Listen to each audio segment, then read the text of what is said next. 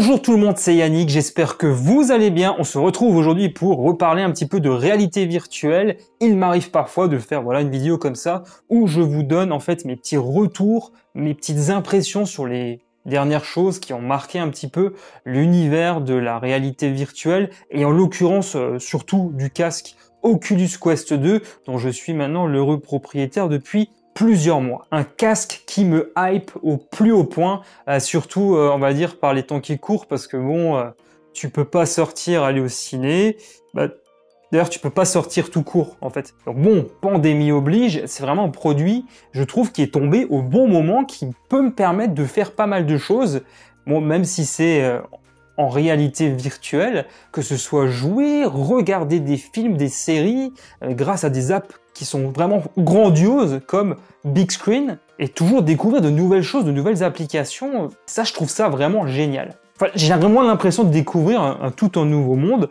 et parfois, comme ça me fait plaisir de vous faire partager ça, surtout si vous êtes néophyte dans ce domaine, ou si tout simplement le sujet vous intéresse. Donc voilà. Donc pour l'introduction, ça commence à faire un petit peu long.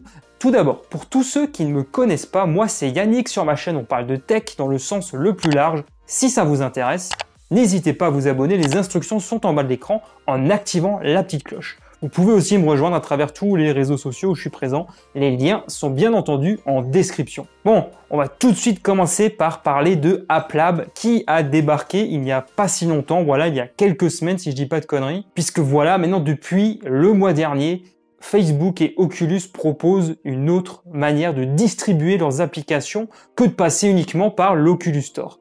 Bien entendu, pour les bidouilleurs, vous connaissiez tous forcément SideQuest.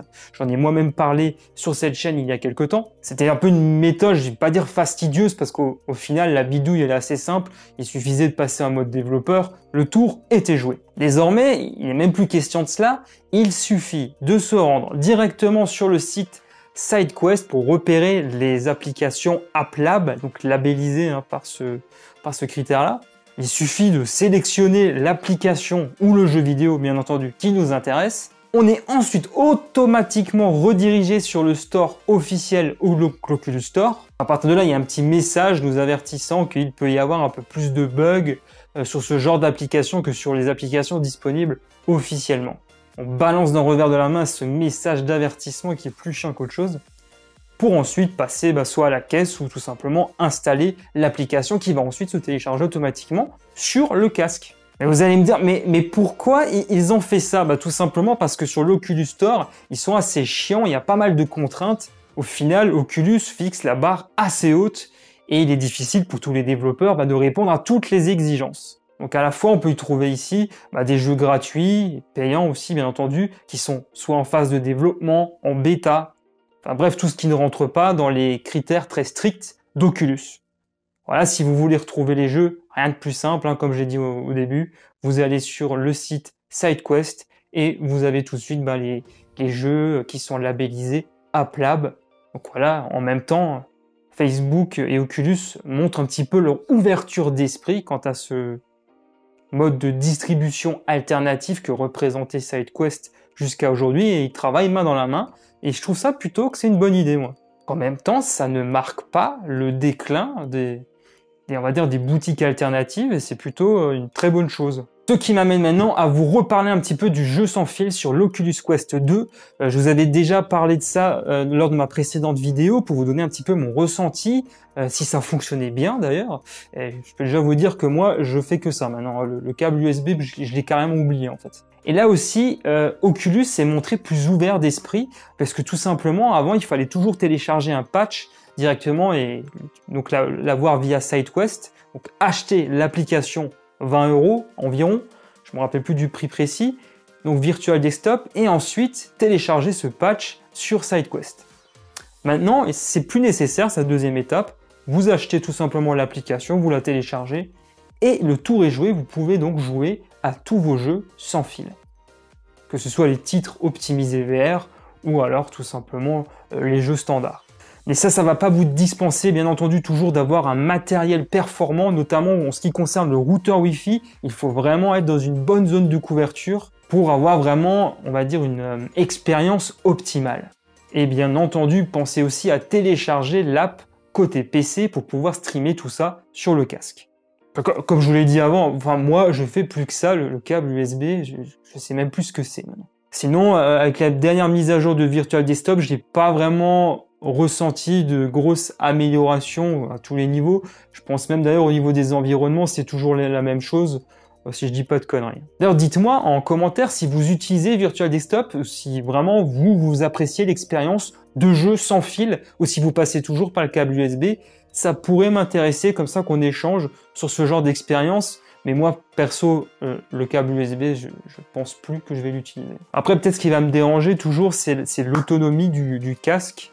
Je sais pas combien de temps on peut jouer exactement. Je crois que c'est peut-être 2 heures ou un peu moins que ça. Côté autonomie, ça c'est vraiment peut-être un truc un peu chiant. Ce qui m'amène maintenant à vous parler des derniers jeux auxquels j'ai pu jouer avec l'Oculus Quest 2.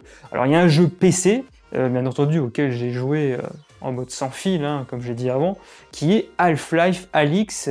Il y avait un abonné qui me l'avait conseillé et du coup je me suis dit que tiens, je vais l'essayer ce jeu, surtout que j'avais beaucoup aimé à l'époque les jeux Half-Life. Mais je vais pas vous mentir, je suis encore vraiment tout au début de l'aventure, j'ai encore besoin de prendre mes repères dans le jeu, mais clairement mes premiers pas dans le jeu me rendent extrêmement optimiste pour la suite.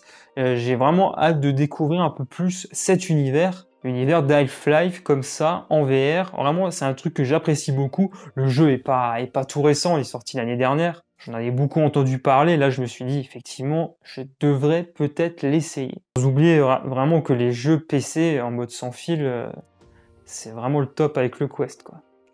Au risque de me répéter encore une fois. On continue maintenant avec des jeux qui sont disponibles sur l'Oculus Store. Le premier vous plonge directement dans la Première Guerre mondiale, Warplanes World War I Fighters. Donc on prend part à des combats aériens, les graphismes ne sont pas foufou, je vous l'accorde, mais on prend du plaisir à piloter les vieux avions de cette période historique. On peut choisir son coucou en remportant les missions, on collecte des fonds, permettant ensuite d'avoir de nouveaux avions. Le pilotage n'est pas très complexe d'ailleurs, j'ai pu m'y faire assez facilement, mais il faut quand même prendre un petit peu de temps pour avoir ses repères au niveau des manœuvres. Chose intéressante, on peut se servir des nuages pour se camoufler et échapper aux ennemis, ou encore les avoir par surprise. Donc il y a quand même une petite dimension technique et stratégique dans le jeu. On peut aussi tirer avec un pistolet, ce qui ajoute d'ailleurs un peu de piment je trouve. Les missions sont très claires et on passe un bon moment à dézinguer les ennemis. Ce jeu est d'ailleurs disponible dans la PLAB, dont j'ai parlé en début de vidéo. Donc ça c'est vraiment un jeu où je passe du bon temps. Vraiment, j'espère vraiment que les développeurs vont continuer vraiment à l'améliorer. Hein, j'aime beaucoup, franchement, j'aime beaucoup. Je poursuis cette fois-ci avec un jeu d'escalade. Alors là, il ne faudra pas avoir le vertige. Hein. C'est déjà mal barré pour moi. Là. Avec Climb 2 sur l'Oculus Store, un jeu d'escalade donc très réussi sur tous les plans. Je ne suis pas un fan de ce sport, hein, comme vous l'avez deviné à l'instant. Mais les décors sont vraiment magnifiques.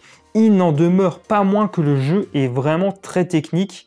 Voilà, entre les prises qui sont coupantes, qui peuvent se casser très facilement, et aussi la dimension aussi de l'énergie. On a une jauge d'énergie sur chaque main qu'il faut pouvoir vraiment bien évaluer lors des escalades. Et également une chose agréable, si l'on peut y gravir bien entendu des montagnes dans de magnifiques décors, il est aussi permis de jouer en milieu urbain. Je n'ai pas joué au premier opus, mais il semblerait que ça ce soit une première dans cette petite série de jeux. Et encore une fois, en période de pandémie, je pense que c'est un jeu qui ne peut que vous apporter un bon bol d'air frais, même si ça reste au final assez virtuel tout ça, non ? On va juste rapidement parler des petites choses qui ont été annoncées par Facebook et Oculus et qui devraient venir dans les prochaines semaines, dans les prochains mois, notamment le mode 120 Hz. Parce que oui, vous le savez, on peut jouer jusqu'en 90 Hz sur l'Oculus Quest 2. Et là, maintenant, on parle même de 120 Hz. Alors, apparemment, ça va être limité qu'à certaines applications ou à certains jeux. On ne sait pas très bien, c'est encore très flou. Donc ça peut encore jouer un peu plus à la fluidité et bien sûr améliorer l'immersion. Ça, c'est vraiment pas mal. Alors moi, je trouve que c'est toujours un casque de réalité virtuelle au top et qui bénéficie de mises à jour très régulières. Ça, c'est vraiment pas mal. Et en plus, les perspectives d'avenir pour Oculus sont vraiment très réjouissantes Et on sait déjà que la firme travaille sur les 2 prochains casques que sont l'Oculus 3 et 4. Il y a notamment quelques pistes qui sont évoquées sur la toile. On parle notamment de rendu fovéal. C'est un dispositif de suivi oculaire qui se concentre sur une petite partie du champ de vision afin d'accroître les performances, sans perdre en qualité d'image. Les contours de ce qu'on est en train de regarder sont plus flous, mais on ne s'en rend pas compte. J'ai vraiment hâte de voir ce que le futur nous réserve en matière de réalité virtuelle. Vraiment, le marché est en pleine ébullition et l'Oculus Quest 2, et je dis pas de conneries, en train d'arriver à devenir le casque le plus populaire, si ce n'est pas déjà le cas. Mais en tout cas, je trouve vraiment que là, il y a vraiment des choses qui sont en train de se passer. Il y a des forces en coulisses qui font que ça devient de plus en plus intéressant aujourd'hui de se mettre à la réalité virtuelle. D'ailleurs, vous, qui n'avez pas encore de casque de VR, est-ce que ça vous intéresserait d'en avoir un dans l'avenir? Est-ce que l'Oculus Quest 2 vous fait de l'œil ou alors un autre casque d'une autre marque? Je ne sais pas. Sachez également que du côté de chez Sony, il se murmure que le nouveau PSVR est en train de se préparer, probablement pas pour cette année, mais pour l'année prochaine. PSVR aussi qui a été un gros carton, un gros succès pour Sony. Donc ça m'étonne pas comme ça qu'il y en ait un autre qui va débarquer bientôt. Donc voilà, n'hésitez pas à me donner aussi peut-être vos propres applications ou jeux que vous préférez utiliser avec l'Oculus Quest 2. On échange dans les commentaires. Moi j'adore toujours qu'on me parle de jeux dont je n'ai pas forcément connaissance. J'adore tester de nouvelles expériences avec le casque. Voilà, on arrive à présent à la fin de cette vidéo. J'espère beaucoup qu'elle vous a plu. Si c'est le cas, merci de me lâcher un gros pouce en l'air et abonnez-vous à ma chaîne YouTube si ce n'est pas encore fait. Un grand merci, un grand merci pour votre soutien. On a dépassé les 7000 abonnés il y a tout juste une semaine et aussi le 1 million de vues pour ma chaîne, donc c'est assez énorme pour moi. Et pour ça, je ne vous remercierai jamais assez. Pour ma part, je vous retrouve très bientôt pour de nouvelles vidéos. D'ici là, prenez soin de vous, portez-vous bien. Allez, ciao tout le monde!